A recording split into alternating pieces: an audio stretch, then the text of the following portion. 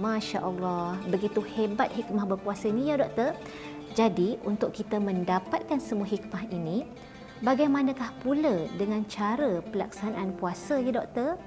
Pertama, kita perlu faham terdapat dua aspek penting dalam kehidupan manusia yang boleh menyebabkan terbatalnya puasa, iaitu yang pertama, kehendak kepada makanan dan yang kedua, kehendak kepada syahwat.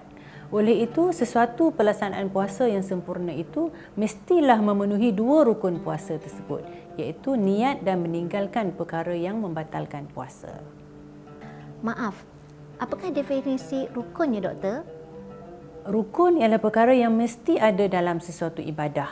Kalau rukun sesuatu ibadah itu tidak cukup, maka ibadah itu dianggap tidak sah dan tidak diterima oleh syarak. Maksud niat pula bagaimana doktor?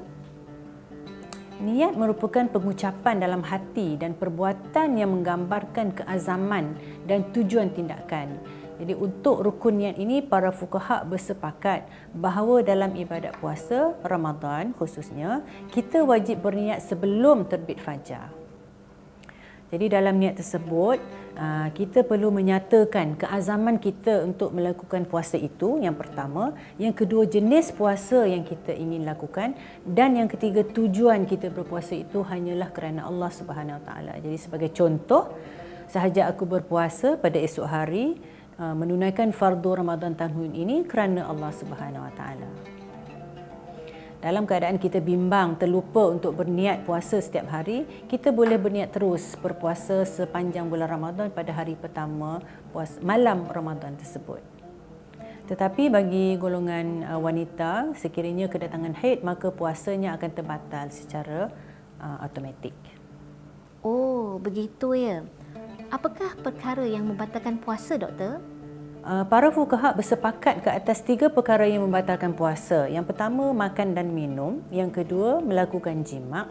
Dan yang ketiga, memasukkan sesuatu ke dalam rongga badan ataupun dinamakan sebagai al-jauf. Jadi, tetapi untuk perkara yang ketiga tadi, terdapat beberapa perincian mengenai apakah yang dimaksudkan dengan al-jauf tersebut. Jadi kajian terkini yang mengenai al-jauf ini, al-jauf ni merupakan rongga badan yang berkaitan dengan proses makan dan minum sahaja, iaitu kerongkong, perut, usus kecil dan usus besar. Jadi setiap perbuatan yang memasukkan sesuatu dalam rongga tersebut dianggap sebagai membatalkan puasa. Baik, terima kasih doktor. Tadi sebenarnya saya nak tanya, doktor kata kalau kita berpuasa, Allah berhak memberikan ganjaran tanpa pengetahuan kita. Tapi macam mana kalau kita sendiri yang nak dapatkan ganjaran lebih itu? Ada beberapa perkara sunat puasa. Yang pertama, melewatkan sahur, menyegerakan waktu berbuka dengan manisan seperti kurma, memperbanyakkan ibadah lain ketika berpuasa, beriktikaf di masjid, membaca doa ketika berpuasa, menjaga adab anggota badan yang lain seperti menjaga adab lidah dan juga mata. Kalau perkara yang makruh dilakukan sewaktu berpuasa pun ada kan? Semestinya. Jadi perkara makruh ini adalah perkara yang diketahui umum. Kalau perkara makruh ketika berpuasa pula bagaimana ya doktor? Banyak sebenarnya.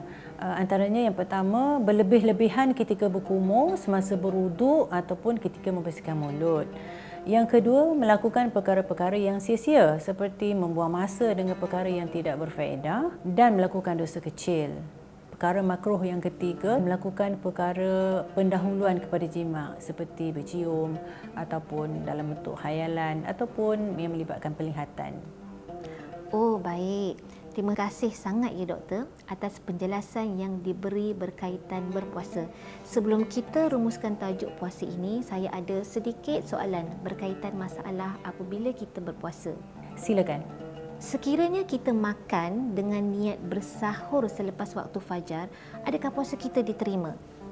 Bergantung kepada keadaan. Kalau masa itu kita yakin belum masuk fajar, puasa kita diterima oleh Allah SWT. Tetapi kalau kita syak sama ada waktu fajar dah masuk ataupun tidak, tetapi hakikatnya sudah masuk waktu fajar, maka puasa kita dianggap batal. Okey, soalan terakhir saya, boleh ya doktor? Kalau kita nak berbekam sewaktu berpuasa, boleh ke? Boleh. Puasa kita tidak batal kerana terdapat sebuah hadis yang telah diriwayatkan oleh Imam Al-Bukhari dan Ahmad bahawa Rasulullah SAW pernah berbekam sewaktu baginda berpuasa. Baik, terima kasih doktor.